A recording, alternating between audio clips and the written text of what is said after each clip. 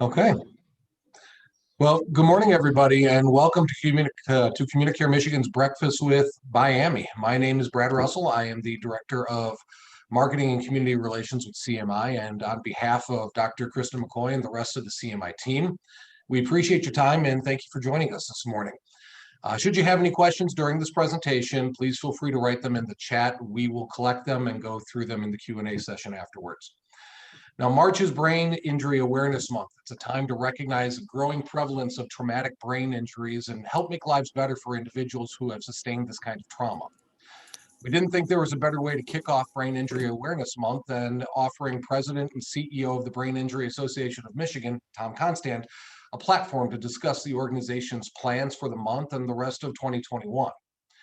Now, BIAMI functions as the primary conduit to resources between some 200,000 brain injury survivors in Michigan, their families, and the broad network of rehabilitative care facilities, programs, and professionals across the state.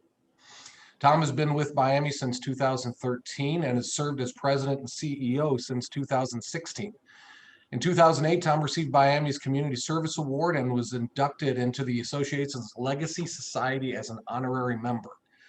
And since Tom hates sleep, he's also currently serves as both an advisory board member and executive committee member of the Children's Foundation, and is currently co-chair of its strategic planning committee.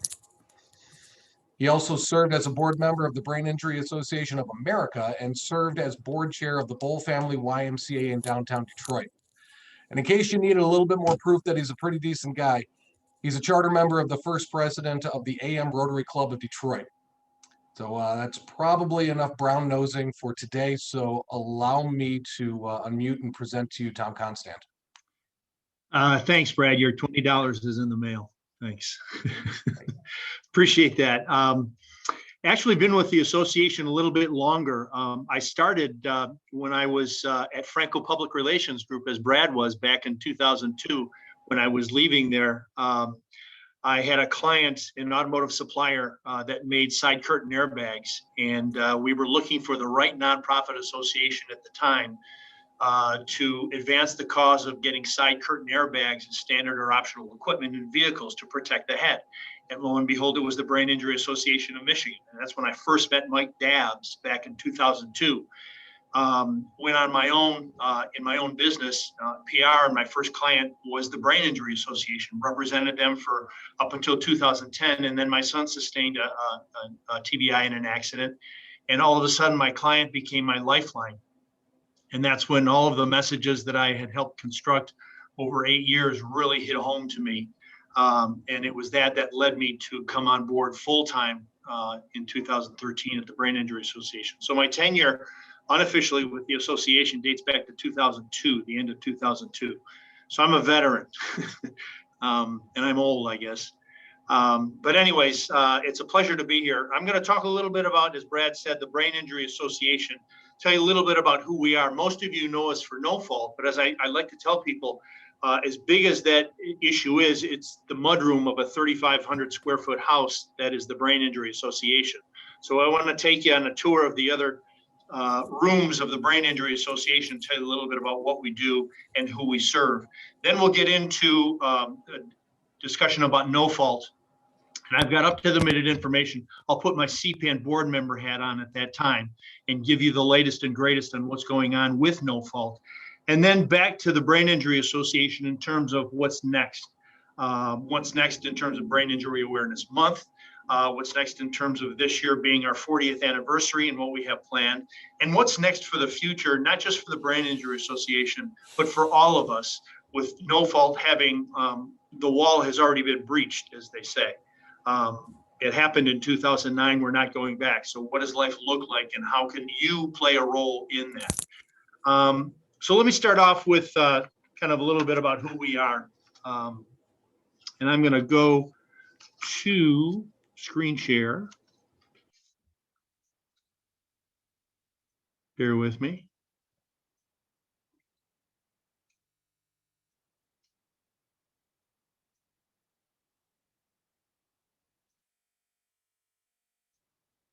I always think I'm ready for this.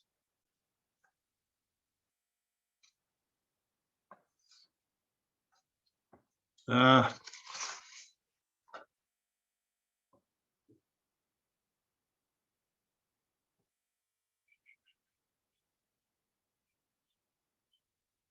oh,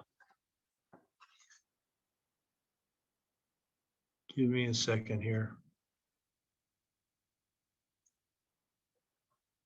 Well, you know what? I'm going to continue on because I know this stuff. I'm going to talk right to you. We don't need no stinking PowerPoints. A little bit about us.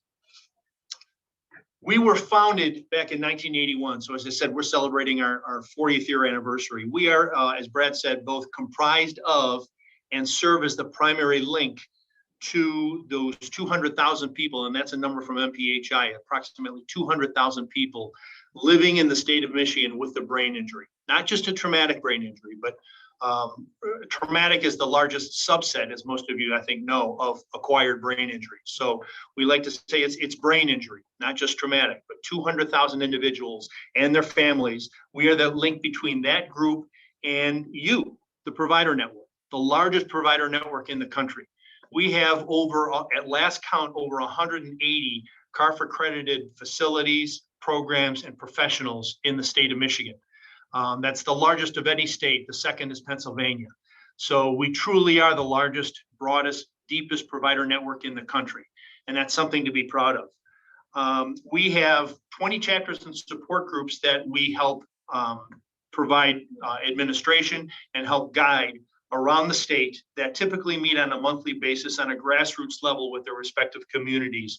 And they provide social, recreational, educational, and community engagement opportunities in helping survivors find their path back to their new normal. We handle in this office over 2,000 calls a year from survivors, from family members, from caregivers, and from professionals looking for assistance. We host the largest brain injury conference of its kind in the country every September in Lansing, and God willing, we'll be able to host it in Lansing this year, but that's up in the air, as we know, with COVID.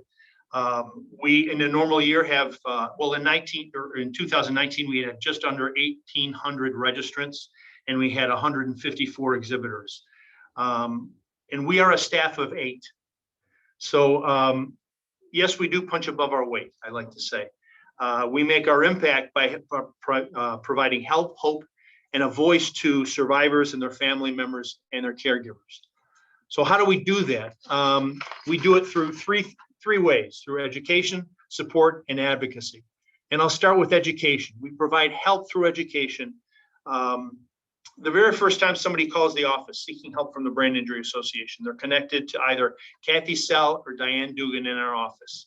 And they provide them with the information, with the resources and the education they need to continue on their journey. And it's hard to stump them, but if they don't know the answer to your question, they will work hard to find it. On an annual basis, they answer the lion's share of the average 2,000 calls that we get from survivors. Now, with any other chronic disease, as you know, the more you know, the better off you are. So in addition to providing information and resources, we provide multiple educational opportunities throughout the year for survivors and their families, as well as caregivers. And we're really proud of the fact that the annual conference has grown to such a size of scope that it's the largest of its kind in the country. It's got a national reputation. It draws representatives and presenters and attendees from across the country. Something we've worked hard at. Just before the pandemic, in terms of more educational opportunities, we launched Think Ahead, which is a helmet wearing incentive and education program designed for kids to incentivize kids to wear their helmets. And just before the pandemic, it got off to a great start. We started in Grand Rapids, very quickly went statewide. It was a year ago, December in 2019, yes, that it started. We were handing out coupons. Ski instructors were handing out coupons at 32 ski resorts across the state to kids who were wearing their helmet, giving them a coupon for hot chocolate to McDonald's. And for those that weren't wearing the ski helmet, they were giving them a discount to go into the ski shop and buy a ski helmet at either the ski shop or at Boyne Country Sports, their locations across the state. So we got off to a great start. COVID stopped it dead in its tracks. We held our first virtual fall conference last year. We still drew 600 people who attended. They got CEUs for social work, for nursing, for OT, for PT. And this year we introduced our new education curriculum, which is a series of hour-long seminars, and topics include, we just got done with doing, in conjunction with the American Heart Association, doing a presentation on brain and heart health for national, I think it was National Heart Awareness Month in February. We have an upcoming this Friday. We're doing a webinar with Paul Gross talking about the weather and bad weather and how to recognize the signs of bad weather for our survivors. We're going to have one on sleep. So we've got a lot in store in terms of our new educational series. We're excited about that. So a little bit about support now. I mentioned the three things: education, support, and advocacy. We'll flip to support. We provide hope through support. How do we do that? Well, I mentioned the 20 chapters and support groups that we have across the state of Michigan. They're meeting virtually now. Some have challenges with this, and we understand that. So we're investigating technology grant opportunities to meet their needs. In May of last year, we launched the Carol Green Financial Assistance Program. I don't know how many of you remember Carol Green, who was a passionate volunteer for so many years to the Brain Injury Association. She passed away very untimely, and she left a gift to the association, and we've used that to start the assistance fund, and that provides immediate assistance, much like THAW does in Southeast Michigan, to people who need to have their heat and light stay on. We provide immediate assistance for people. It's up to a $200 gift that we provide for people. And there's a series, there's criteria that they have to meet and applications that they have to fill out. But if they pass that, they can have access to up to $200 for immediate needs. So we're very proud of that. We've served about 20 applicants so far since that program started. And then in December, we launched BIAMI Connects. And BIAMI Connects is a series of programs, social, recreational, and volunteer opportunity programs. Right now, it's primarily or exclusively really social, with BIAMI Bingo, BIAMI Music Trivia, BIAMI Film Trivia that we're doing once a month. And that will grow once we're able to meet in person again. So we're very proud of that. We've done all of that during this pandemic. So we've been a little busy.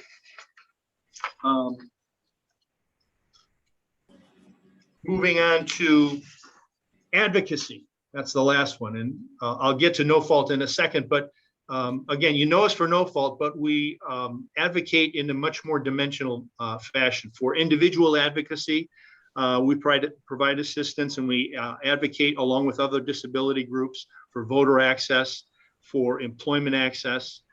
We work on a national basis. We advocate, we work with a national group and advocate against double-bottom trucks, which wreak havoc on our state's highways, which are already bad enough. That's a whole nother story that we won't get into. And then partnerships. We're very proud of the fact that this year we're engaging in finding and developing as many partnerships as we can with the disability community at large. 2 weeks ago, we had a meeting, and over 60 disability groups and individuals attended the Zoom meeting to put together, to reassemble the Disability Caucus, the legislative caucus in the state of Michigan. So we're going to do that. We're working alongside Disability Rights Network, Disability Rights Michigan, the Michigan Disability Rights Coalition, and other organizations to rekindle the legislative caucus, Disability Legislative Caucus. So exciting. And that takes us into no fault. I wish I could show you these pictures, but don't worry about it, because the pictures right now would be the Right to Recover event that we had in Lansing. You recall, as many of you participated in that. We had over 3,000 people march to the Capitol in Lansing soon after the no fault bill was officially signed. It was September of 2019, as you all remember. And you would also see a picture of two of my favorite people, Dr. Kristen McCoy and Julie Bice, who took a little walk. They decided to walk from Clarkston to Lansing to raise money for the effort. And they literally led the way right up to the Capitol steps and broke the tape on the Capitol steps, the first people across, to begin that rally. As I said, over 3,000 people, the largest rally. I've told many people this story, but I'm standing next to one of the security, the crowd control police officers on the side of the road who does this. He said, you know, I attend these. It's my job to be part of the crowd control detail that participates in these rallies of this kind. He said, this is the largest rally I can ever remember. I don't remember seeing anything this big. So that was amazing. And then COVID hit. But I want to talk a little bit about no fault right now and put my CPAN hat on. The information that I'm going to share with you comes right from CPAN. It's the latest and greatest. But let me give you a background first. For those of you, we have a number of different people on the line right now. Some of you are intimately involved in this, and some of you maybe only tangentially. So bear with me. I'm going to give you kind of the perspective from the beginning. There are a lot of things with the no-fault bill that are horrible, but the particularly punitive, the particularly egregious elements of the no-fault bill are the following four things. Number one, first and foremost, it's the Goliath to the other Davids, is the fee schedule. And we'll get into that in a second. It's for non-Medicare coded services. Organizations can charge no more than 55% of the charges that you charged as of January 2019. Let that sink in. And I'm sure most of you have. Secondly, and this is the initiative that the Brain Injury Association in particular is taking up, it's the fact that family provided attendant care has a 56-hour limit. The third is the rules regarding utilization review. And the fourth is the accreditation requirement now on providers, the CARF accreditation. And how does that play into organizations where CARF, in my organization, it's a round peg in a square hole. It just doesn't fit. So, but I will tell you this, and this is no surprise to most of you, this law will have catastrophic effects on our industry if we do nothing.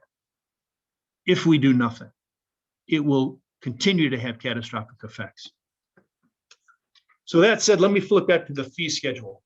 As I said, it's 200%. The fee schedule itself is 200% of Medicare for services with Medicare codes. But without Medicare codes, then it's the 55% of the charge master, or the average charge, as of January 1st, 2019.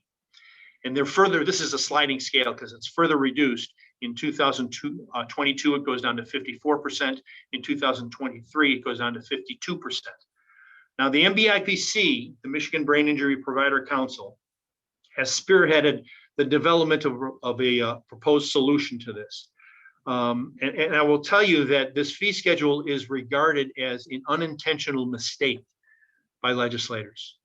And the more legislators we've talked to, it's been, geez, I never realized this. I never realized that we were impacting the provider community, because 90% of the services that are provided in the provider community don't fall under a Medicare code. So when's the last business that had a 45% net operating profit? It doesn't happen. It's impossible. I tell people it's like the movie The 10 Commandments, where the king says, let them make bricks without straw. We can't do it. We can't be profitable. So they recognize that. We had Senator Curtis Hertel talk with us, and Senator Hertel is the leader on the Senate side, leading the effort to reintroduce the bill to address the fee schedule. And I will tell you that, and this is hopefully encouraging news, that as of yesterday, we heard that today the bill in the House is going to be introduced to the floor. And Representative Wozniak in the House is leading that effort. So that's a bit of knock on wood, encouraging news that it's being rekindled. We shall see, right? We shall see if it happens today. So we're going to wait for that information to come. So that's a little bit of the fee schedule. And I think most of you are familiar, I think, with the proposed solution. It's not coming up with a new percentage, 65% or 75%. It was the painstaking process. And members of the MBIPC have spent the last almost a year, I would say about 10 months, putting this together, going around and gathering all of the services provided by the providers and going through this calculation which gathers those and categorizes those services and assigns a Medicare code to it. It's not the best, but it allows us, I equate the fee schedule with a scuba tank. If you're underwater, nothing else matters except the oxygen in your tank. And that oxygen in your tank is represented by this fee schedule. And it's going to run out if we don't address it first and foremost. So we've got to make sure there's oxygen in the tank so we can continue to scuba dive and swim and do what we do. So that's the biggest one. And the MBIPC, as I said, is spearheading that. For the next one, which is the attendant care, that's the one that the Brain Injury Association a little over a year ago submitted a position paper to the legislature through Representative Ben Frederick. And Ben Frederick was sympathetic and empathetic to the point that the fee schedule, from a retroactive basis especially, is particularly punitive. The fact that you would limit the caregivers, a family caregiver, to 56 hours a week, and then have to hire a stranger to come in to change clothes, to do toiletries, to do all of those things that are very personal, is a big deal. And it's something that is particularly evil, we think. What we found out was that this was and I'm just sharing with you, so don't shoot the messenger, but this was the most contentious element of the no-fault discussion. The people on the other side felt that this is where the most graft occurred. And so they did not want to hear about any kind of compromise. And as Representative Frederick told me, he said the one area, as I looked at this, where there was going to be pushback was the retroactive portion from a constitutionality perspective.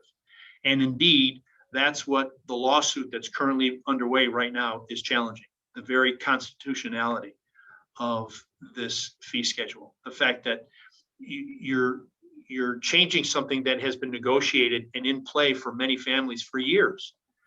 And their fees were based on this negotiation. You can't mess with things that have already been in place. So that case is underway. I can tell you that we lost the first round, but that's okay. We expected to lose. Somebody was going to lose. And we knew that automatically the losing party was going to immediately appeal. And so we're in the process of taking it to the next court. It was the Court of Appeals that refused to hear the motion to appeal. So we're taking it the next step. But this is going to be a long process. This court case will likely go to the Michigan Supreme Court. This case in particular, if you're not familiar, is the Dr. Michael Landeri and Eisenhower case, where they're the ones spearheading the case. But we're in this for likely another 2 to 3 years. And the sooner we can get it to the Supreme Court, really, the better, because the Supreme Court currently is in our favor right now with Judge Bridget McCormick is the Chief Justice of the Michigan Supreme Court. She is empathetic to the case. So this is going to be a while. It's going to be expensive. And you're going to hear continuing pleas for additional monies needed for things like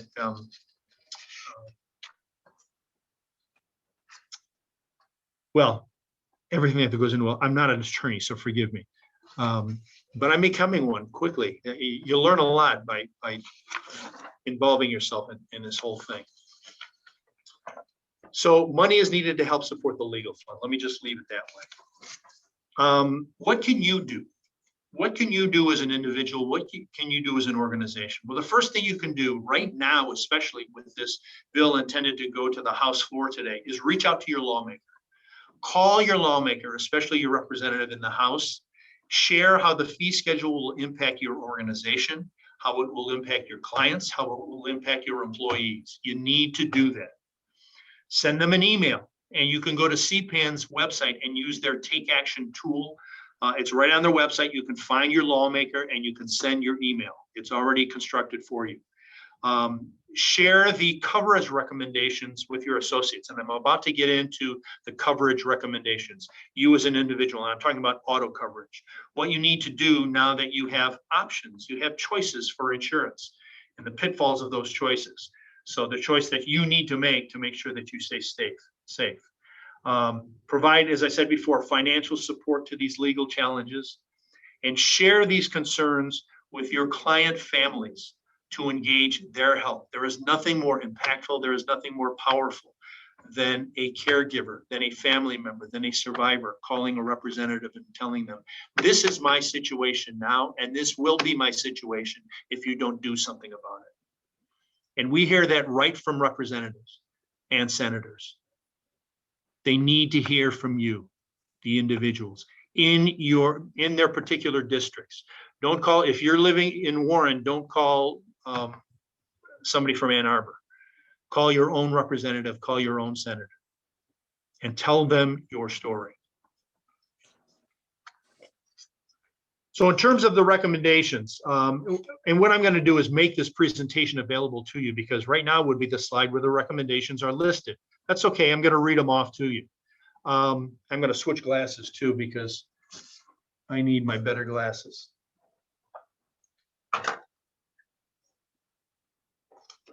There we go.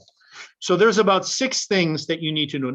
First and foremost, you now, as I said, have choices. In addition to the unlimited choice, you have a $500,000 cap. You have a $250,000 cap. You have a Medicaid opt-out thing. And all that sounds nice. It's like Monty Hall, let's make a deal. Take what's behind door number 2 at only $250,000, or a cheaper policy for you. And you open it up and find out that it doesn't cover anything. And I'm preaching to the choir, you already know this. So what you need to know is choose unlimited. That's the choice you need to make. When you're talking to your insurance agent, your insurance provider, and they list off all of the choices, go with unlimited. That's the coverage that you're getting now. Basically mirrors the no-fault coverage that we're getting. 2, there's a lot of talk about coordinating benefits. Go uncoordinated. Why? You might save money at first. Flo might say, bundle your thing here and save money with a coordinated policy. But a coordinated policy means that your healthcare comes first, and you will need to exhaust your healthcare benefits before it flips over to no fault. And you will never exhaust those because of the delay deny strategy always employed. You will never get to that level, that threshold. You want to lead with your unlimited insurance. So get uncoordinated. Costs a little bit more, but worth it. Read this. Purchase a PIP managed care option. I'm just going to read the second ones because I don't want to take up too much time. I could do a 3-hour presentation on no fault alone. There's just so much information. So I don't want to inundate you and make your head explode. I'm just going to give you the highlights. Purchase a managed care option, bodily injury liability, and umbrella coverage. Make sure that you purchase additional liability coverage, additional meaning at least $250,000 worth, and consider an umbrella policy of not less than $2 million. Why? Because you don't want to be at risk. If you're hit and you are found to be an at-fault driver from an out-of-town visitor to the state of Michigan, and you're the at-fault driver and you don't have that coverage, they can come after you and sue you for everything you got. You need that additional liability. You need the umbrella policy to protect you. Unfortunately, motorcyclists and out-of-state accident victims are not covered by these new policies. So that's an unfortunate thing. And finally, avoid step-down policies. If you hear the phrase step-down, just stay away from it. Again, I'm going to send you these recommendations, so you've got them, but I suggest you keep those with you. So that is kind of an overview of where we are right now. We anticipate and are cautiously optimistic, I will put it that way, that the fee schedule solution that's been presented has been received warmly by members of the legislature. There is bipartisan support from members of the legislature, and that's a good thing.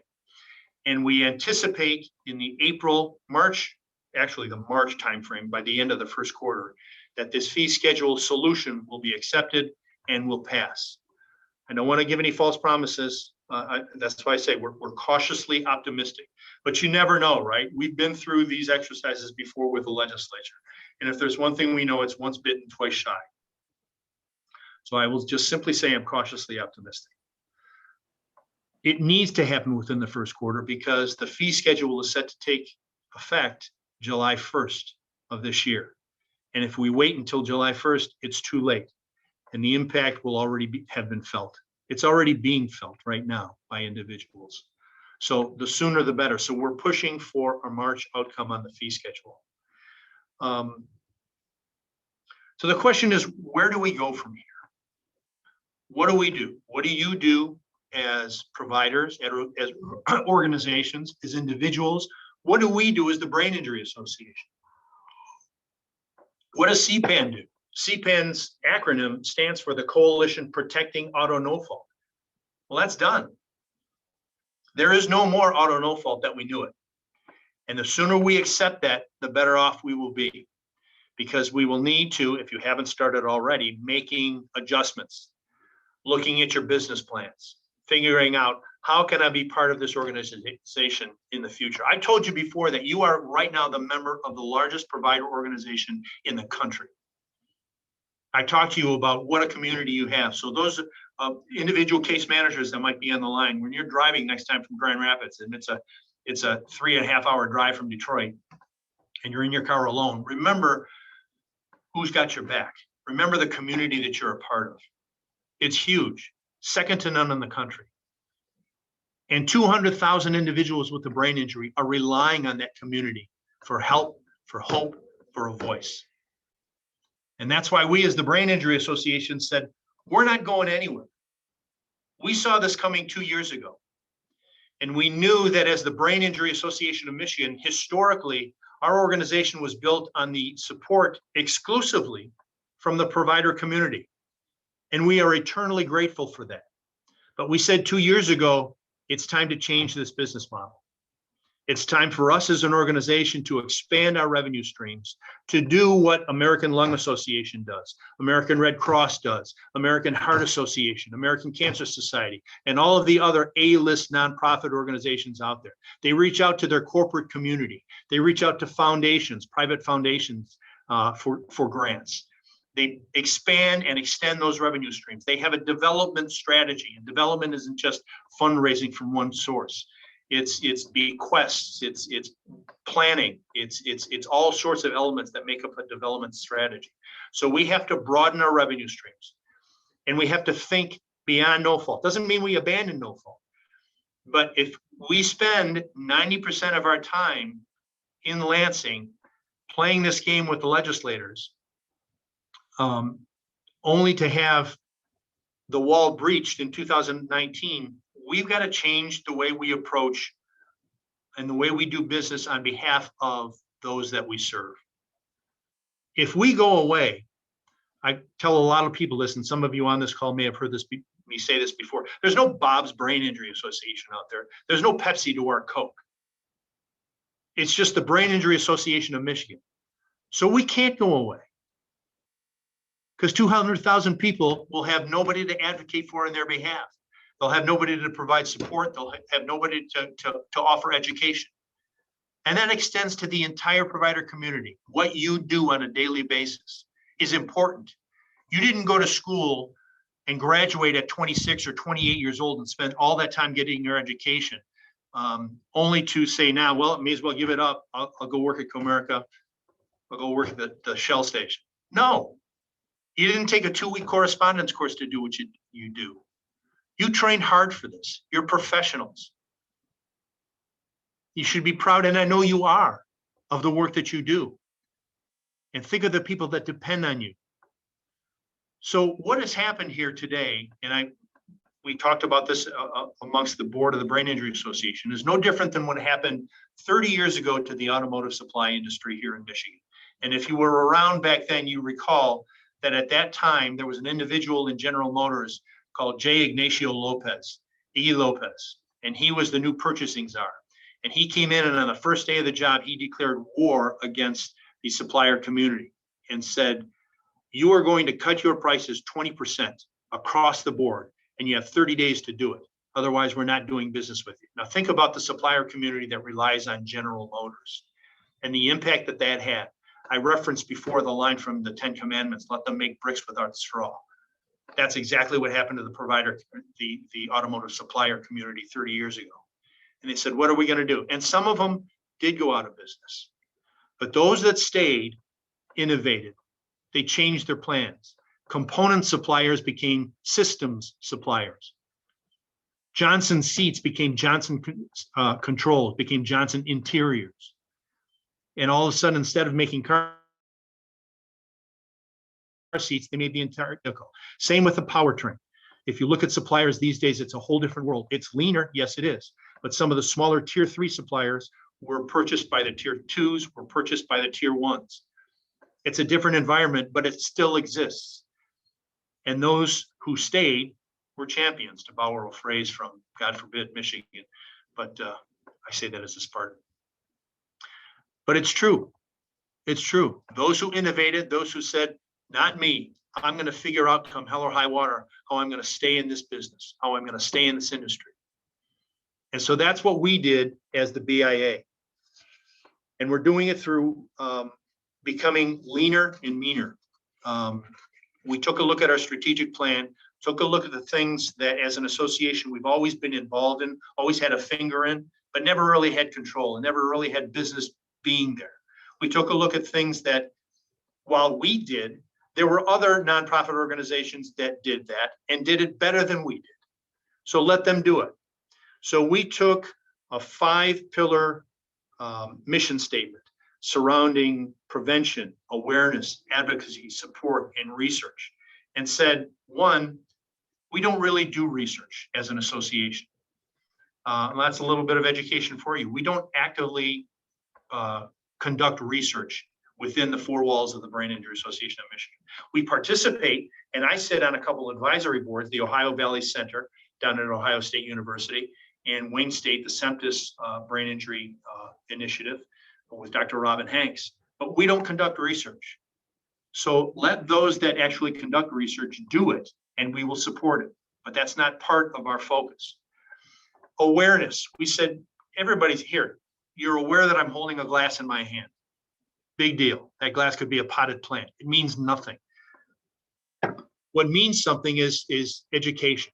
So we put awareness and we put prevention under education. And we narrowed down our pillars to the things that we do every day, the things that no other nonprofit organization can do, except at great expense to them, the things that make us unique. Every day we advocate, every day we educate, and every day we provide support, as evidenced by what I told you before of how we're now constructed, how we grew during this COVID period and actually expanded through necessity our support programs, our survivor support curriculum. Because that's our audience. That's who we focus on.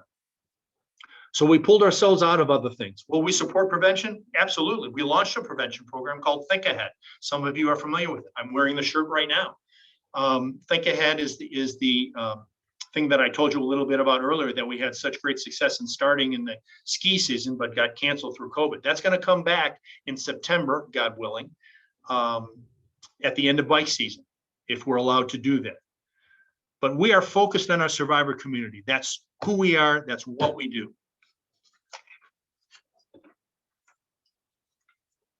Wow, I covered all this. Amazing. So how can you be a part of, well, I know what I want to tell you. Here it is. Everybody has a big, hairy goal. Every organization should have a big, hairy goal, something that is kind of like the Northern Star out there, something that guides us, not just through the weeks, but through the months and through the years, something we can pursue. And we have that. And it's this. Because of what happened to No Fault, it destroyed the system as we know it. It destroyed the system of care. We had at one point one super highway for survivors and family members to take to the provision of care to support. And it was represented by no fault. And that's decimated. And we think, well, woe is us as a state. And that to a large part is true. But what happens in the other 49 states? It was a question that was often asked of us in Lansing by members of the legislature. And we could never quite convince them of what happened in another 49 states, that individuals are left much more to their own devices to find the care. And oftentimes they're 24 to 48 hours away from the elimination, the cessation of that care before they find the next bridge. It's tough, but they do it. And I can tell you that I can't go to the state of Ohio and say, you have a horrible system, because they take pride in what they've been able to do and what they've been able to provide their survivors and their family members in terms of assistance. It's not as wonderful as what no fault represented. Again, no fault was the golden superhighway to care. But it's a rocky road in other states, but it is a road. And states like Texas, states like Pennsylvania, states like Massachusetts have figured out parts of this. In Texas, there's a commercial health option that's picked up by Blue Cross Blue Shield of Texas. In Massachusetts, they're looking to do the same thing. In Pennsylvania, they figured out ways through fees that are taken from traffic violations to go towards care, the provision of care and coverage for people with brain injuries, traumatic brain injuries from auto accidents. So other states are figuring out elements. And so it's incumbent upon us to do the same thing. What can we do in Michigan? And that led us to the challenge. How can we as the Brain Injury Association of Michigan be at the table when we discuss what the future of care is going to look like in the state of Michigan now that no fault is gone?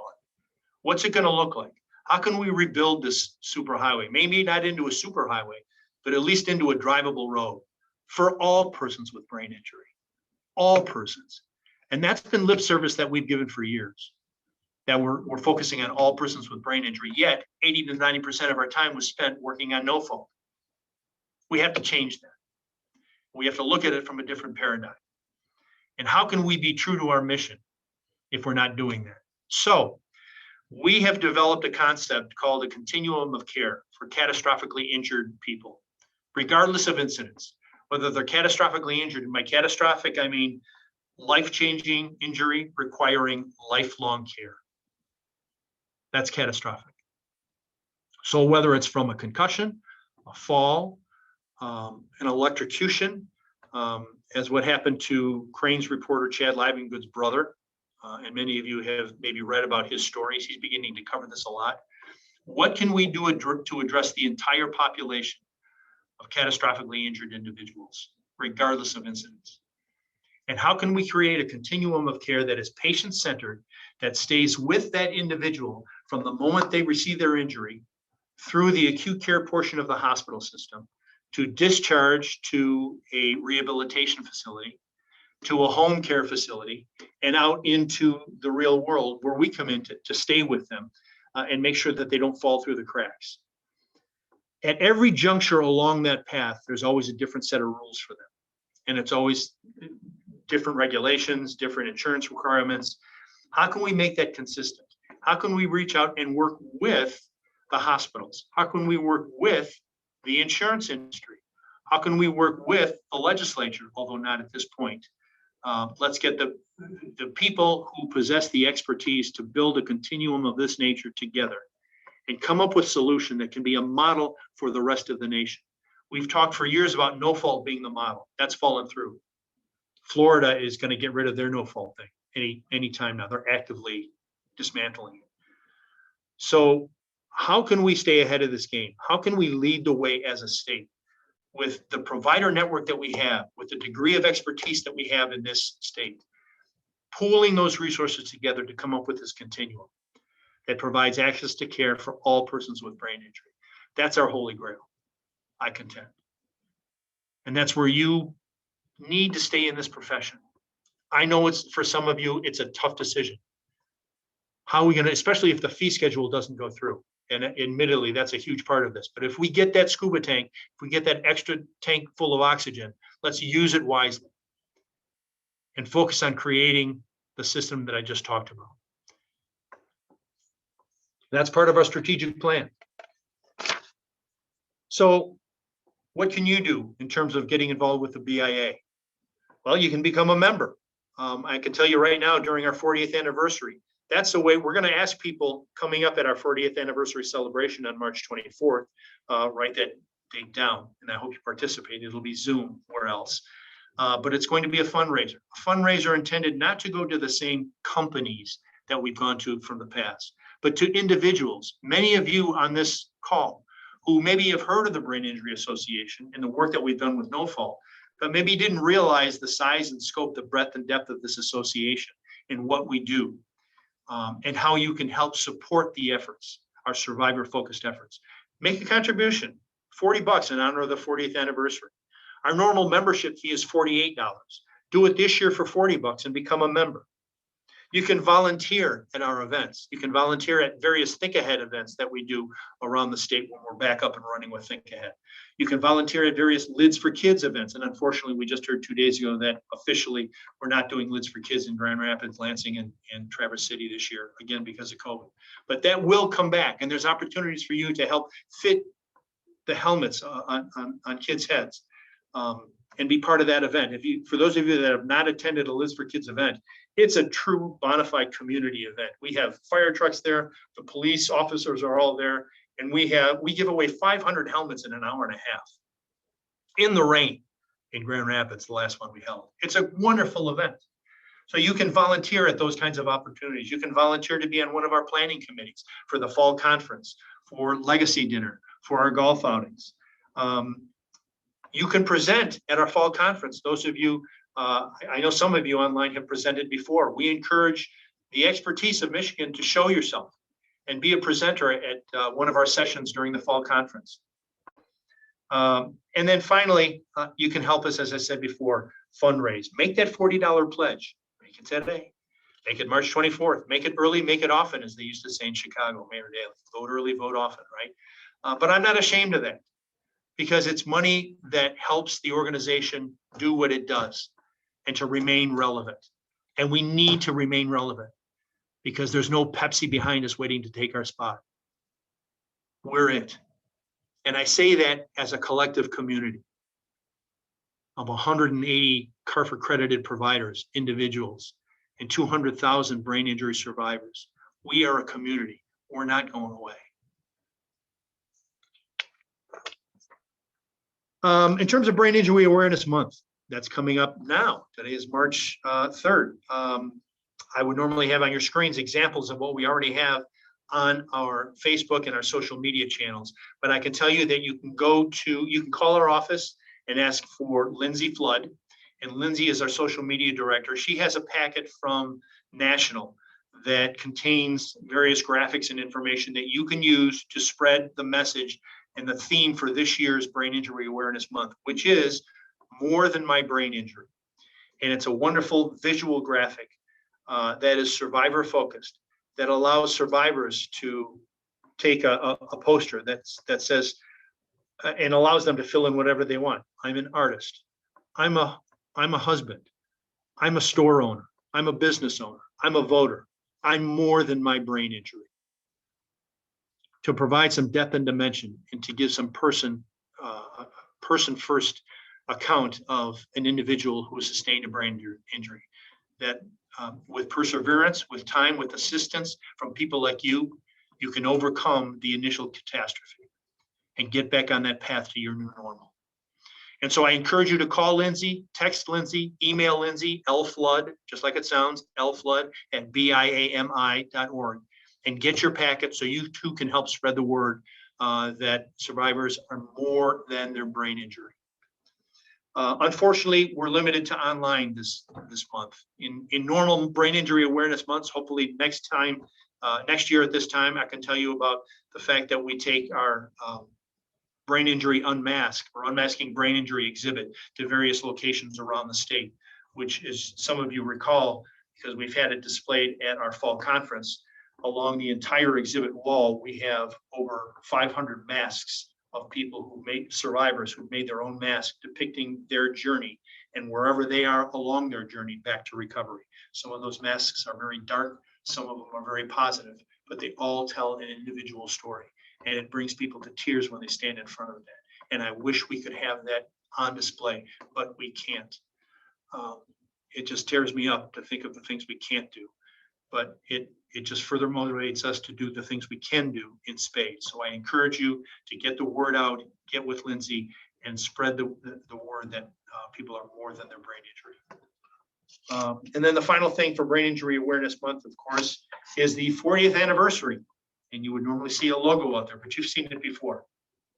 This year, in 1981, we were founded, 40 years. Think about that too. Think about the legacy of leadership that we as a community have developed. It's too valuable to throw away. And we can't let that happen.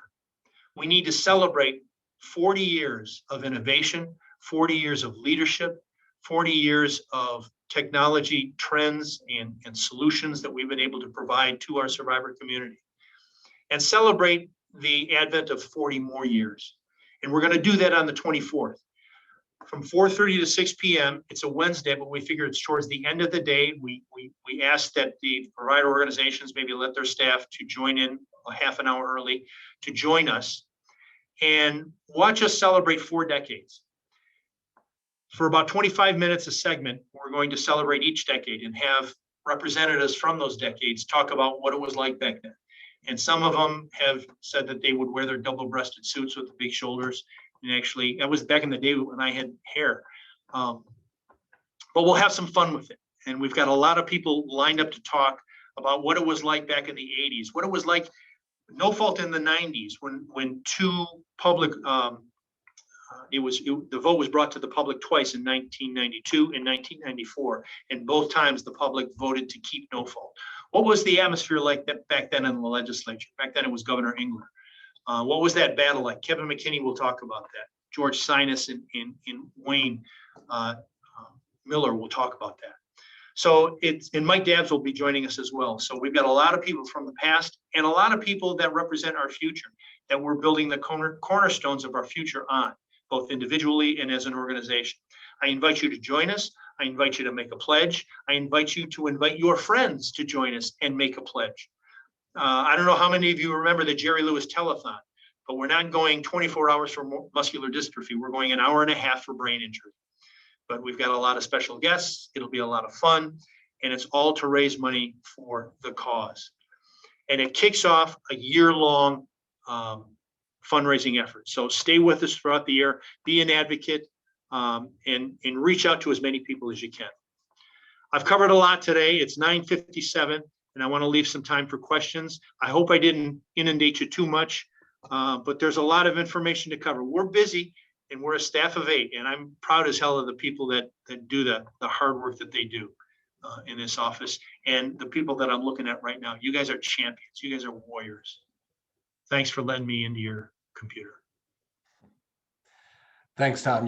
I have everybody muted, but there's thunderous applause going on across the state right now. So. Is he done yet? Yeah. So everybody is aware we are recording this, and Tom, if you send me your PowerPoint, I will. We will send that out to everybody who participated today. So get that over to me, and me and the team here will get that out. But I certainly will. Let me go to a couple of questions. We've had some questions coming in. So first one was participant was in a car accident and has been seeing a doctor that their insurance picked.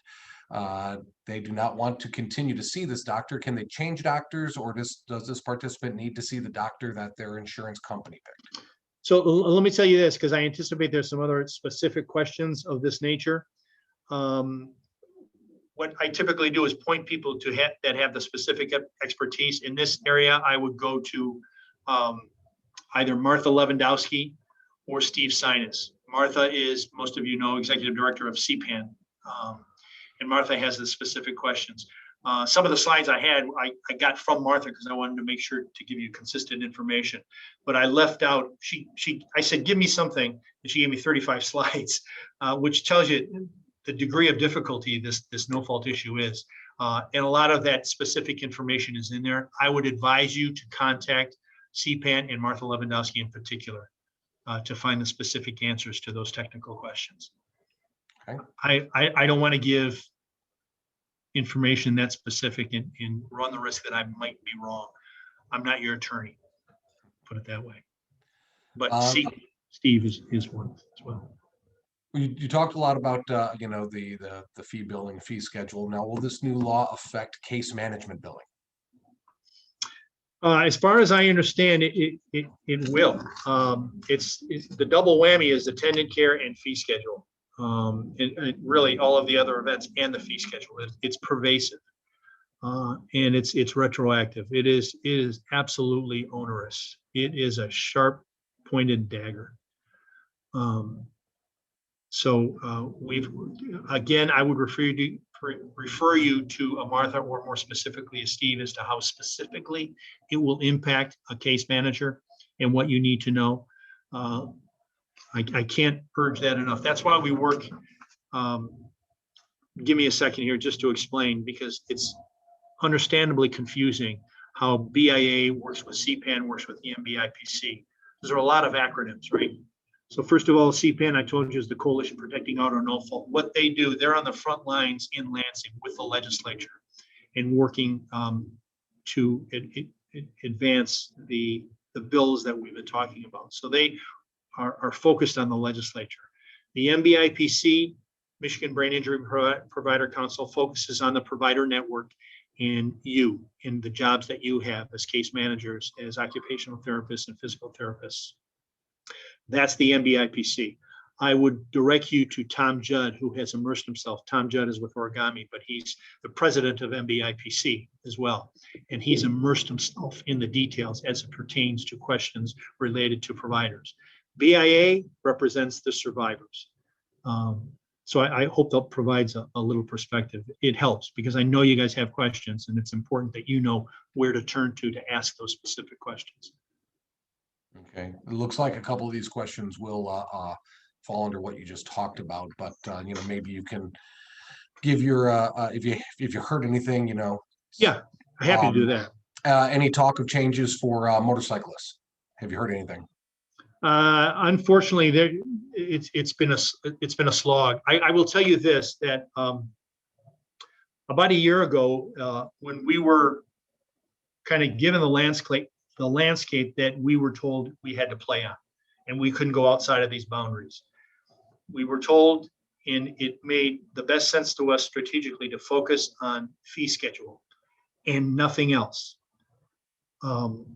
because of the alliteration I gave you before, the fact that it's the air we breathe, it's oxygen. If we're going to survive to fight another day, we need that oxygen. We need that fee schedule fixed.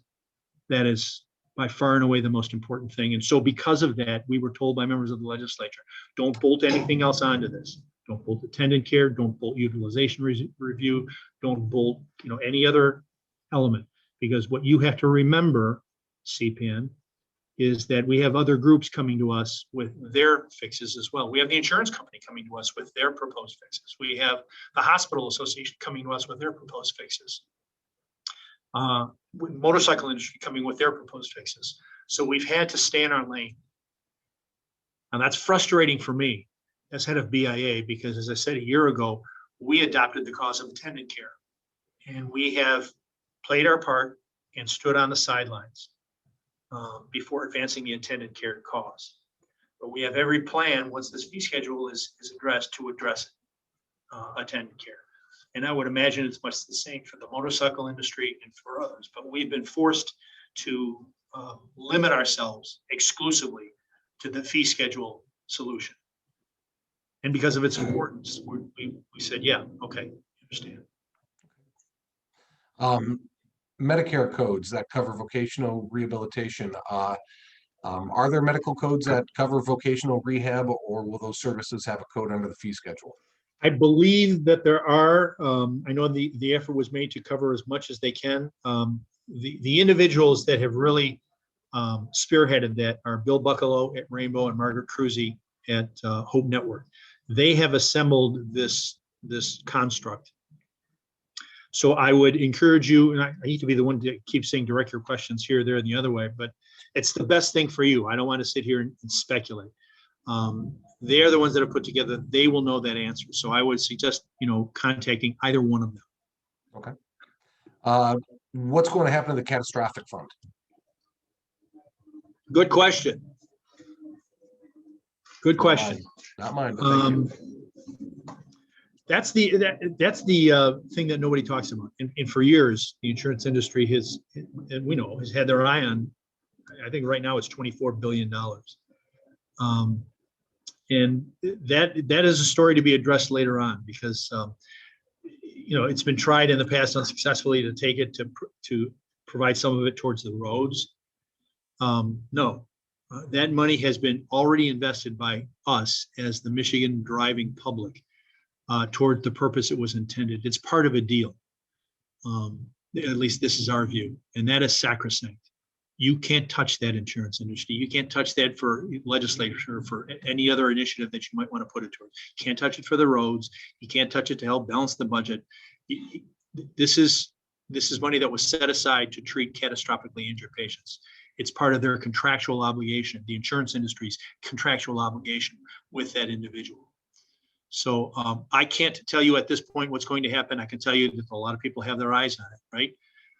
Money is the root of all evil. The love of money is the root of all evil. I got two more for you, sir. Are you aware of any case management companies in other states that assist with coordination of care? To my knowledge, no. No, I am not. Doesn't mean there aren't, but I am not. Okay. I got last one for you is there is a probate attorney out there who serves as a professional guardian and also as counsel to family members appointed as a guardian for a TBI family. Will their fees now be reduced under the fee schedule as well? These are all, and I understand where these questions are coming from, but again, it's detail that Steve Sinus, Martha or Steve Sinus could better answer. We as the BIA advocate on, we're on the survivor side, so I can tell you from a survivor perspective, from our perspective, what we're doing. But questions like this better directed to CPAN. Yeah. And this is good because hopefully you will understand the distinctions that I made earlier between MBIPC, CPAN, and BIA. Right? Legislature, CPAN; provider, MBIPC; survivor, BIA. One point of clarification. To managed care option. Now, did you mean, let's see, believe Tom meant to say don't purchase the managed care option? Because somebody heard that you say to purchase it. Sorry, no, no, don't purchase. Okay. That's don't purchase. There we go. Tom, any other words of wisdom before we let you guys get on with your day? I would only reiterate what I said before. If I'm going to leave you with anything, it's two things. One, know that we are all about education, advocacy, and support for all 200,000 survivors. And number two, I encourage you, I implore you to look at your business model and make the changes you need to make. If you can't, I understand. But exhaust every possibility that you can to stay in this profession and to keep providing the services you provide, because the people that we represent depend so heavily on what you do. They appreciate so much what you do. And I want to see all of your faces in person, if not at this fall conference, which might be virtual again, then certainly by next year. I want to see you all back. And I want to be able to look at us all and say, we made it. We made it. We're still here, and we're still at the front of the line, leading the way to find out how we're going to provide healthcare and access to that care for all survivors of catastrophic injury. Well, thank you for your time. Tom, on behalf of Communicare Michigan, we really appreciate your time, your wisdom. We've got nothing but love for you here, but thank you, Tom. We're looking forward to seeing you again very, very soon. And I got love for nothing but all of you guys. Thank you. Thanks, everybody. Appreciate everybody joining us today. Enjoy the rest of your Wednesday, and we look forward to touching base again soon. Be on the lookout for Tom's PowerPoint. Please get that to me, Tom, and we will send you the link from this presentation as soon as it's available. Thanks, everybody. Thank you.